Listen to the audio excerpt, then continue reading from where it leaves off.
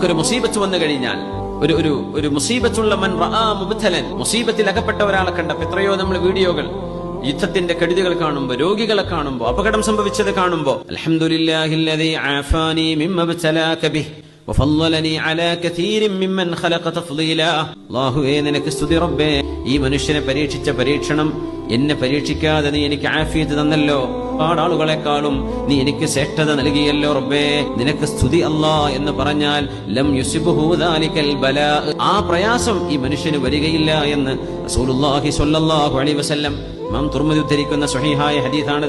ഏത് രോഗമാണെങ്കിലും, പ്രയാസമുള്ള രോഗം ഒരു മനുഷ്യനെ നമ്മൾ കാണാം, ക്യാൻസറാണ്, ബുദ്ധിമുട്ടാണ്, അസുഖത്തിലാണ്, അൽഹംദുലില്ലാഹില്ലദീ ആഫാനി മിമ്മ ബതലാക ബിഹി വഫളലനി അലാ കസീരിൻ മിമ്മൻ ഖലഖ തഫ്ളീലാ. മനസ്സറിഞ്ഞു പറഞ്ഞോ, അല്ലാഹു ആ പരീക്ഷണം കൊണ്ട്, ഏതൊരു പരീക്ഷണത്തെ കുറിച്ചാണോ നമ്മളത് ചൊല്ലിയത്, ആ പരീക്ഷണം കൊണ്ട് ചൊല്ലിയാൽ അല്ലാഹു പരീക്ഷിക്കൂല എന്നാണ് ഹബീബായ നബി തങ്ങളുടെ വാക്കാണ് സ്വല്ലല്ലാഹു അലൈഹി വസല്ലം. അതൊരു ഹംദാണ്.